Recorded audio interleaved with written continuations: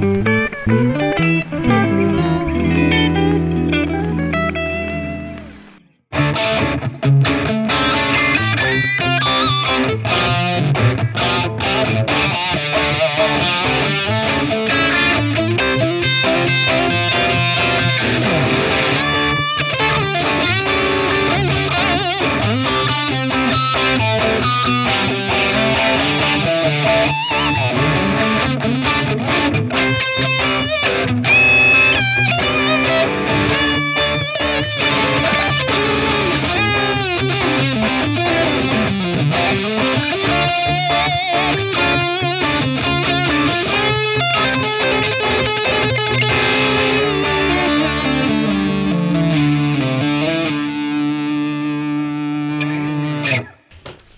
guys, welcome to Andertons TV. It's the Captain here, and I am sitting in for Mick on the wonderful Guitar Paradiso show because we've got a new presenter. The wonderful Mr. Paul Hindmarsh, who you may recognise from videos for Line 6 and Yamaha, which he's still doing. In his spare time though, he's going to come and hang with us. And so panic not if your favourite presenter is Pete or Mick or Rabir or any of those guys. They're still doing loads of stuff with us. It's just Paul's helping out too. Extra one, yeah. So what are we kicking off in your first sort of Guitar Paradiso review then? A whole ton of stuff, but in this video, yes, new PRS McCarty 594. Oh.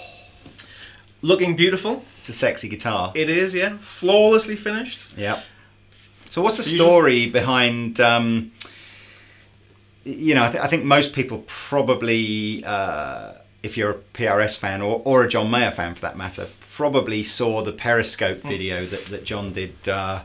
Was it earlier this year or late last year? I think it was February, I think, this year. Yeah. Do you know, I can't even remember. And he was fiddling with this guitar that I think, perhaps I think rumour has it that he and Paul had kind of been speccing up and talking about what might they do in a new relationship. Obviously, John Mayer would have been a Fender guy for years and years and years, and he's not playing Fender so much nowadays, and playing with a few other brands.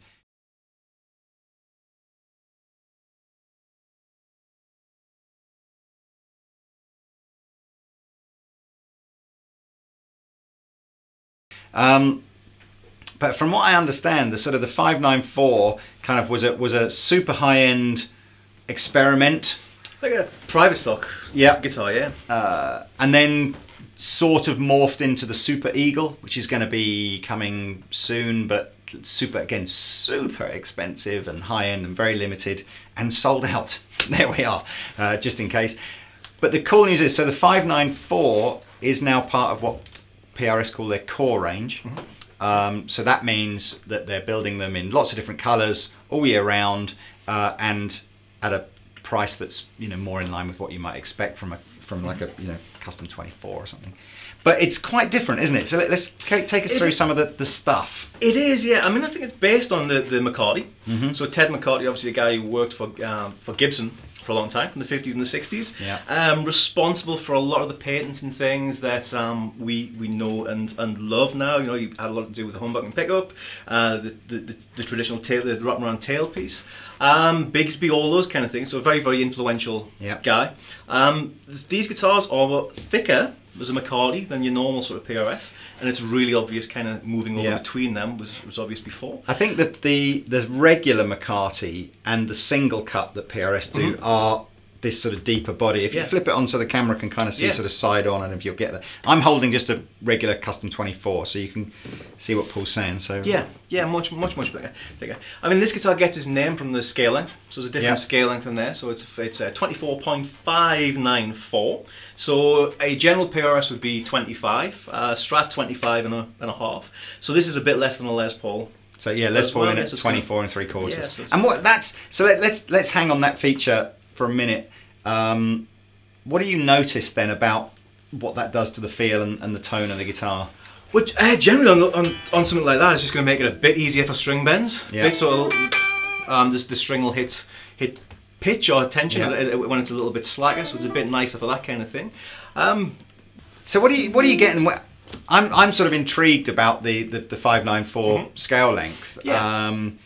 Give us an idea of kind of how it feels as a player, and also maybe sort of tonally, how you think it's perhaps a little different to a longer scale length guitar. Yeah, it just seems to feel a little bit more, maybe it's just a little bit warmer. But I'm also, because I can bend strings a bit easier, so it just seems to be a bit more sustaining and a bit more, you know, my fingers seem to be a bit easier to kind of to play. You know?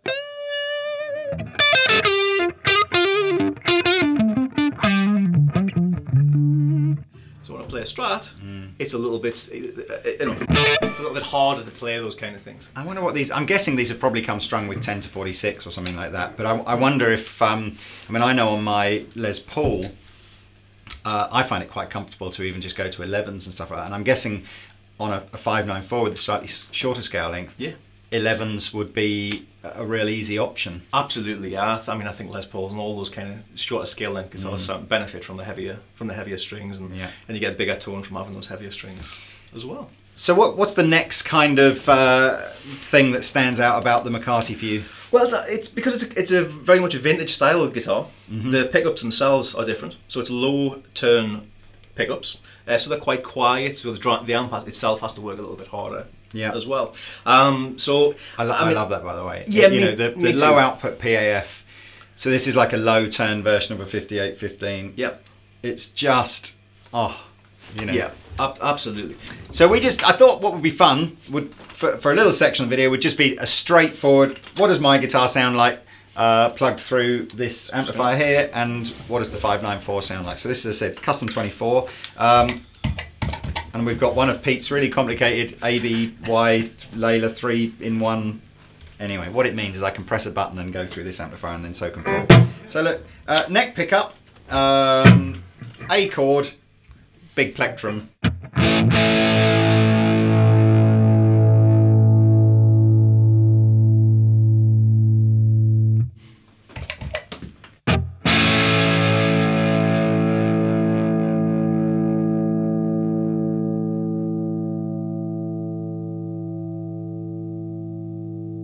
That was just never going to stop. It wasn't. I think, in fairness, in this room anyway. Bridge pickup, big plectrum.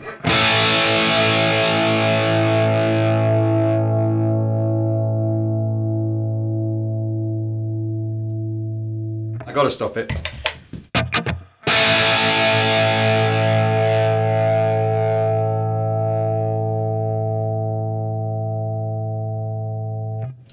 Same thing again, guys, but now I'm going to play with my fingers softly, A chord again. Actually, no, I'm going to go for a G chord. How do you play your G chord? Because if you play it differently, it might mess things up. It's the same. You have the same. It's the same. Okay, so but through a Fender amp, so you can kind of hear it cleaner. So this is my neck pickup.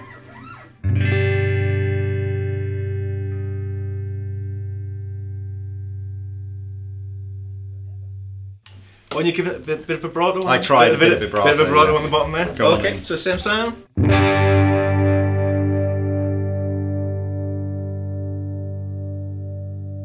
It definitely wants to, it's definitely a bit honkier, isn't it, that guitar? Yeah. Middle position.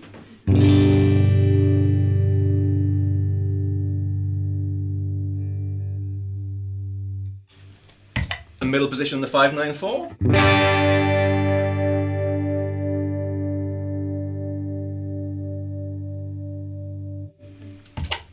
Way honkier, I think, the 594. And bridge position now on the custom 24.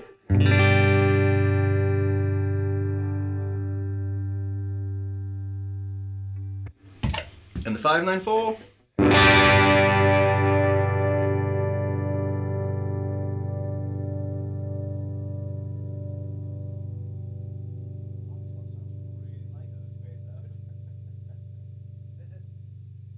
For sure. There's some like extra overtones. Yeah, and stuff in there. you can so hear that, can't you? And, yeah, absolutely. And the other thing that's interesting, I know I think I said earlier in the video, or maybe it's later in the video, but we're just editing this earlier anyway. Obviously you can see on the standard custom 24 design, the two humbuckers are quite close together, and on the 594 they're quite a bit further apart. And that's what really contributes to why perhaps the tonal differences between these two pickups are more pronounced on that guitar than they are on that guitar. Mm-hmm. Yeah, I mean, these are different I think these are different humbuckers anyway, so we weren't really trying to make us, you know, we were just trying to show you the difference in sound. I'm intrigued as well. Back pickup is clearly upside down. There's a logo here upside down, and you can see that the pole pieces are. There is no official line on that, is there? Apparently, no, I don't think so. But I mean, other companies have done it. We've seen it done in the past. We have, and maybe PRS are just taking some inspiration from somewhere else for this. I can't imagine what you're saying, but hey, there's no problem with that. You know, we've all tried to play like other guitar players, and I'm sure it's no different to guitar companies trying to go, do you know what? They made a good guitar, so why not try and take some inspiration from it? Absolutely. So, I mean, I really like that kind of more vintage sound. I tend to find that more like louder, more modern pickups, they just don't really work so well for me, where the actual guitar's pushing the amp so hard that the amp can't really breathe and do those different things. So with this one, if I play like quietly and turn the volume control right down, obviously I've got coil taps on here as well. So I've got an extra range of tones that you wouldn't normally expect to get from a vintage kind of Les Paul-y style guitar. Just a little bit of volume. And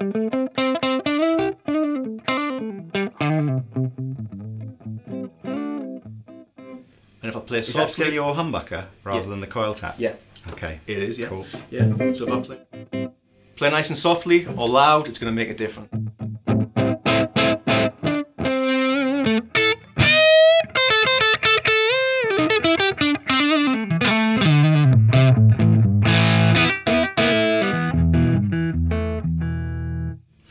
Coil taps on the neck pickup.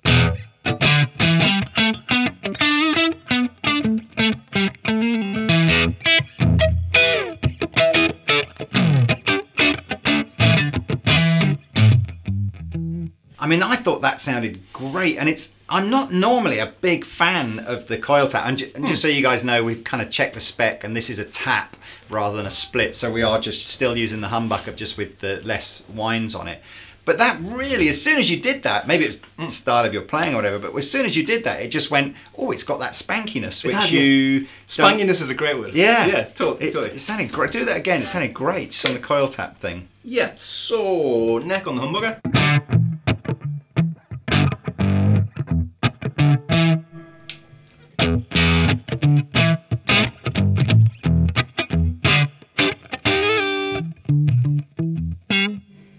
That sounds great. Yeah. Do you know what, really ironically, and again, I'm going to question the specs on the PRS website. Just turn it up with a bit of gain and see if we can hear the hum, because I'm not entirely sure that's not a split. It was such an authentic sounding single coil sound.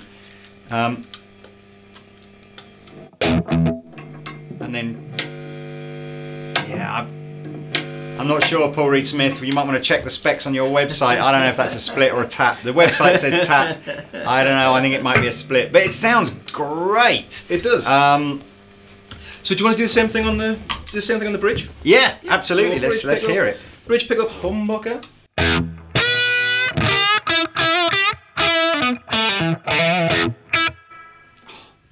Tap.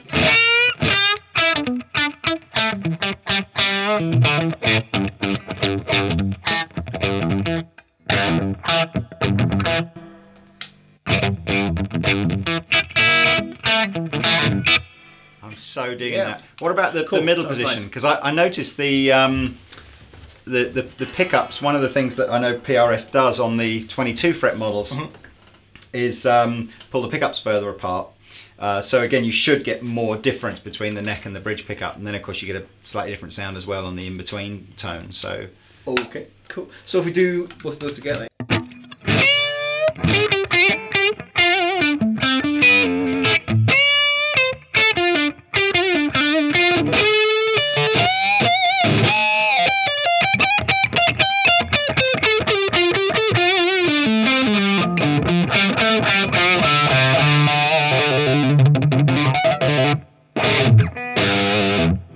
if you just keep it back, put it in the middle position and play with the different coil taps and stuff and see what happens.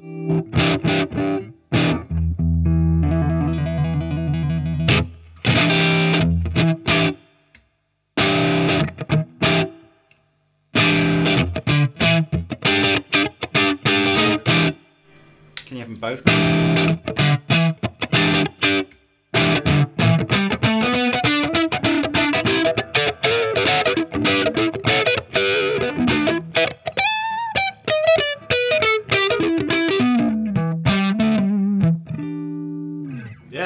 range of it's a sounds good range of tones in there. Yeah.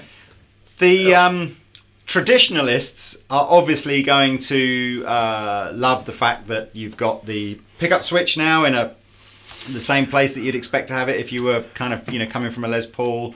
The 4 knobs to do tone and volume for each pickup. And let's just have a look at the hardware on this for a second, because although the bridge is very much Tunematic kind of inspired, it's quite, they've sort of taken that Tunematic thing and tweaked it quite a bit, haven't they? What have we got? Can we close up on here? So lots of use of brass. Paul is a hugely loves to experiment with using different materials to I'm sure there's, I don't know if everyone's seen the brilliant video he does of dropping a nut onto a table and kind of listening to the different sounds that the different nuts make and hypothesizing about what that might do to I a haven't guitar. seen that. I need to see that. Right, but he's that kind of guy. Oh yeah, I'm looking at the wrong camera. Sorry about that. He is that kind of guy who'll play around. So you can see we've got a kind of like a steel, same as a Tunematic system would be, where the bridge itself and the bulk of the tailpiece is steel. I'm guessing it's steel, may even be aluminium. I think it's steel. But the saddles are these quite high mass brass saddles, and fans of vintage Telecasters and stuff will know what happens if you use the big old brass slugs for your saddles rather than the modern steel ones. And then of course you've got some interesting detail here. So the thumb screw wheels here and the screws that hold the tailpiece onto the body are brass as well. It's just it's aesthetically very, very pretty, and I'm sure tonally Paul will have experimented with tons of different versions of that until he got up a sound that he liked. Yeah. It's got new machine heads on there. Yeah, well. it's so locking machine heads, but in the sort of the classic PRS way, where the lock is from the top. And we've got a different neck carve on this, haven't we? We have, yeah. So it's a little bit thinner on the high strings. So, but when you go down to the low strings, you're going to get a bit more of a bit of a chunkier feel there as well. But it feels overall like a vintage style neck, very, very much to me. Not like one of the more modern PRSs. Like, so it feels it's just got that vintage vibe that the old Les Pauls that I have and stuff. It's very cool. I mean, it's kind of, immediately as soon as you see it on the eye, obviously because it's retained, pretty much the same body carve that the custom shape has. It's got that kind of modern look to it, but with vintage salt and pepper kind of added. I love it. I think there's a great quote from John Mayer, isn't there, which I'm not even going to try and recite, but maybe we could just sort of annotate it on screen now. But it goes something along the lines of, it's got all of the dynamics and the character of a vintage instrument without any of the imperfections of a vintage instrument, which is quite a nice way of summing it up, really. It is, very much so, yeah. It's just beautiful. Now, although I say these are part of PRS's kind of core production lineup here, don't by any means think that there's like 1,000 of these a month being churned out. They're still going to be pretty hard to find, especially at the beginning. I know if you like your traditional colours, we've got a McCarty Sunburst here. This is the only one in Europe at the moment. I'm sure more will be coming through soon. So the two that we opted for were to stock were the sort of the browner sunburst like this and a slightly more of a honey sort of sunburst. However, if you're into your, if you like some of the more contemporary colours that PRS do, the sort of the whale blues and the jade greens and all that kind of stuff, they are all in there. So just go take a look at our site. I'll put a link in the description below. These are all 10 tops at the moment, and there's no plans to start making these in non-10 tops for the next 2 or 3 months. So that's probably adding about £400 odd, £300 or £400 onto the price of the guitars that we've got here. So by the time these start coming through in non-10 tops, I think these should go sub £3,000, right. Which, hey, sub £3,000 doesn't make it a cheap guitar, but it's when you look at what it's going to cost you to buy a nice Les Paul or a custom shop Strat or something like that, it's in that ballpark. What else can we tell the people before we wrap this sexy video up? I don't know that we can we? Other than to say, what a great job. Yeah, absolutely. It's flawless. That's the thing that always strikes me with Paul Reed Smith guitars. All of the guitars that I've bought and I own, there's usually some kind of little weird imperfection on them. Yeah. PRS guitars are always just absolutely flawless. I mean, it's hard to tell whether that's got a different body carve on it, top carve, or if it's just because it's a bit thicker and the colour's different. That it's it feels a lot thicker and it feels a lot heavier. I think it's the same body carve. And certainly the neck, but it just feels more like a vintage instrument. It really does. Really, and it sounds like the quieter pickups make a big difference to how you actually play and how you get a beautiful case with it as well, as you do with all the PRS core products. Yeah, nothing wrong with that. So look, there you go. What do you think of Paul Hindmarsh? Should we get him back for some other videos? Yeah. It's been a long time coming. Absolutely, yeah. We've been trying to make this happen for about 2 years now, but there we are. We finally got him out of his Simon Cowell contract, and he's come to work for us. No, it's all good. It's all good. So look, that's it. Thank you guys for watching. You got any questions about the 594? Give the store a call, and one of the sales guys will help you out. Better still, come down, try one. You never know, you might like it. That's it. I've been the Captain. And I've been Paul. See you next time.